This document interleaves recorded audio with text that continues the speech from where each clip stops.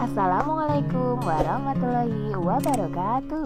Jumpa lagi bersama Bu Wuri dalam pembelajaran online. Anak-anak, sebelum kita belajar, mari kita berdoa terlebih dahulu agar apa yang kita usahakan diridhoi oleh Allah Subhanahu wa Ta'ala. Dan jangan lupa simak baik-baik materi yang disampaikan.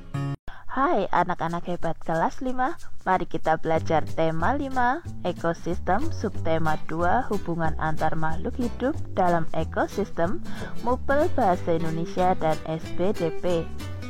Adapun materi yang kita pelajari kali ini yaitu Bahasa Indonesia KD 3.7 dan SPDP KD 3.3.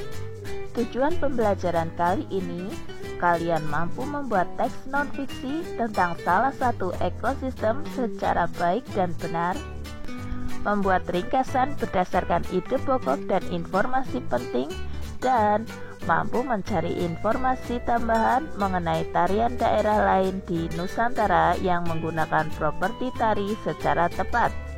Apakah kalian sudah siap? Anak-anak, masih ingatkah kalian tentang ide pokok? Ya, ide pokok telah kita pelajari pada pertemuan sebelumnya.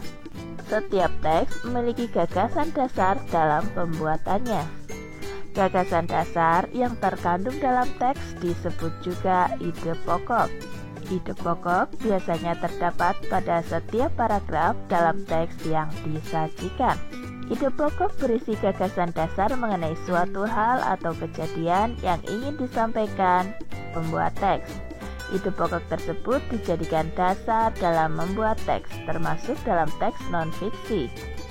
Dari ide pokok dapat dikembangkan menjadi kalimat utama.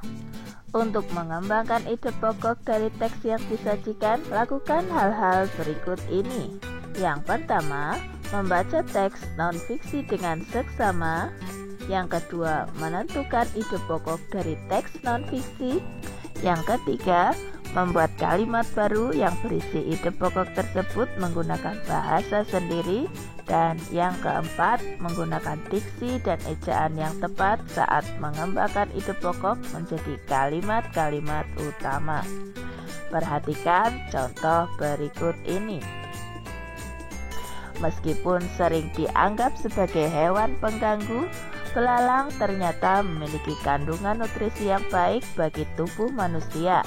Menurut beberapa penelitian, dalam tubuh belalang terdapat berbagai jenis kandungan nutrisi seperti protein, vitamin, asam lemak esensial, dan mineral.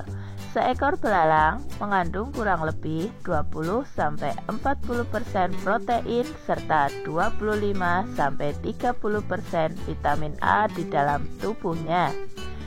Selain itu, pada kulit belalang juga terdapat zat kitosan seperti pada udang. Semua nutrisi tersebut sangat bermanfaat bagi pertumbuhan dan perkembangan tubuh manusia. Nah, anak-anak, dapatkah kalian menentukan ide pokok dari teks bacaan tersebut? Ya, ide pokok pada teks bacaan tersebut adalah belalang memiliki kandungan nutrisi yang baik bagi tubuh manusia. Dari ide pokok ini dapat dikembangkan menjadi kalimat utama. Meskipun sering dianggap sebagai hewan pengganggu, belalang ternyata memiliki kandungan nutrisi yang baik bagi tubuh manusia. Terletak di manakah kalimat utama ini? Ya, kalimat utama ini ada di awal paragraf. Yang perlu kalian perhatikan adalah pada ide pokok dapat dikembangkan menjadi kalimat utama. Selanjutnya, mari kita belajar cara mengembangkan ide pokok menjadi paragraf non-fiksi. Hal yang pertama kalian perhatikan adalah menentukan topik yang akan dikembangkan menjadi sebuah teks. Misalnya, membuat teks non-fiksi dengan topik harimau sang pemangsa utama dalam ekosistem hutan. Yang kedua, membuat daftar kosakata sebanyak-banyaknya yang berkaitan dengan topik yang diangkat. Sebagai contoh, berbagai kosakata yang berkaitan dengan topik tersebut adalah harimau, ekosistem, hewan, pemangsa, karnivor, hutan, habitat, pemakan hewan lain, dan rantai makanan. Langkah yang ketiga adalah menuliskan ide-ide pokok berdasarkan kosakata yang telah kalian tentukan. Sebagai contoh, harimau adalah predator dalam ekosistem hutan. Yang keempat, membuat kalimat utama dengan mengembangkan ide pokok. Dari ide pokok, harimau adalah predator dalam ekosistem dapat dikembangkan menjadi kalimat utama. Sebagai anggota ekosistem hutan, harimau merupakan predator utama dalam rantai makanan. Langkah yang kelima adalah mencari informasi tambahan dari berbagai sumber yang dapat mendukung ide pokok dan kalimat utama yang telah dibuat. Kalian dapat mencari informasi dari berbagai buku-buku referensi yang ada, atau kalian juga dapat mencari informasi melalui internet. Yang keenam, membuat kalimat pendukung berdasarkan informasi tambahan atau kosakata yang telah kalian tentukan sebelumnya. Misalnya, harimau termasuk hewan karnivor karena memakan daging hewan lain. Dalam rantai makanan di ekosistem hutan, harimau berperan sebagai konsumen tingkat akhir. Tidak ada hewan lain yang memangsa harimau. Langkah yang ketujuh adalah menyusun kalimat utama dan kalimat penjelas sesuai urutan sehingga menjadi sebuah paragraf non-fiksi.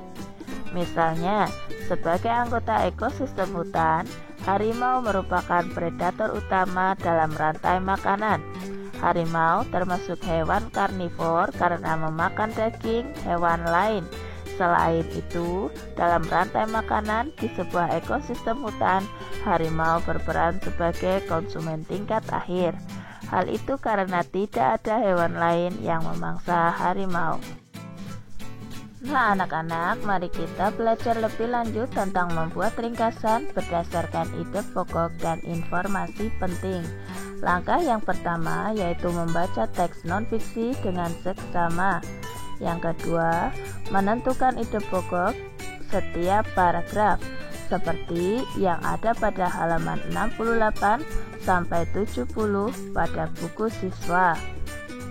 Di sana terdapat teks yang berjudul Sistem Irigasi Subak. Langkah yang ketiga, menyusun ide pokok ke dalam beberapa kalimat. Kalian perhatikan pada tabel berikut ini. Pada setiap paragraf, kalian dapat menentukan pikiran utama dan berbagai informasi penting yang ada pada paragraf tersebut. Langkah yang keempat yaitu memperhatikan pemilihan kata dan ejaan saat membuat ringkasan yang sesuai dengan pedoman penulisan bahasa Indonesia yang baik dan benar. Anak-anak, pada pertemuan sebelumnya kita telah mempelajari tentang macam-macam properti tari. Masih ingatkah kalian tentang properti tari? Properti tari adalah perlengkapan atau alat yang digunakan dalam tarian. Properti tari berfungsi untuk keindahan dan sebagai penyampai pesan dalam tarian tersebut. Macam-macam properti tari yang sering kita temukan diantaranya selendang, topeng, kipas, caping, piring, dan lilin. Tentunya masih banyak lagi properti lain yang ada pada tarian daerah di Indonesia. Ada berbagai tarian bertema alam yang ada di daerah Indonesia. Di antaranya adalah tari Bendrong Lesung. Tari Bendrong Lesung adalah kesenian tradisional yang menggunakan lesung dan alu sebagai properti pertunjukannya. Lesung dan alu yaitu alat penumbuk padi tradisional yang terbuat dari kayu. Kesenian ini merupakan salah satu kesenian tradisional dari daerah Cilegon, Banten. Kesenian Bendrong Lesung ini menggambarkan tentang kegembiraan dan sukacita masyarakat dalam menyambut musim panen mereka. Selanjutnya adalah tari tradisional Caping Ngancak yang berasal dari Lamongan, Jawa Timur, menceritakan tentang kehidupan petani. Tari ini menggambarkan para petani yang sedang bekerja mulai dari menanam, merawat, hingga memanen padi. Seperti petani sebenarnya, para penari juga mengenakan caping. Saping merupakan penutup kepala yang biasa dikenakan petani saat bekerja di sawah. Saping berbentuk kerucut terbuat dari anyaman bambu. Tarian selanjutnya adalah tari alang babega dari Minangkabau, Sumatera Barat. Merupakan sebuah tarian khas daerah yang menggambarkan burung elang yang melayang-layang di udara. Burung elang ini mengepakkan sayapnya, mencari mangsa, kemudian menukik dan menyambar mangsa tersebut. Nah anak-anak, demikian yang dapat Ibu sampaikan pada pertemuan kali ini. Silakan kalian kerjakan tugas yang telah tersedia di Google Classroom. Selamat belajar. Wabillahi taufiq wal hidayah. Wassalamualaikum warahmatullahi wabarakatuh.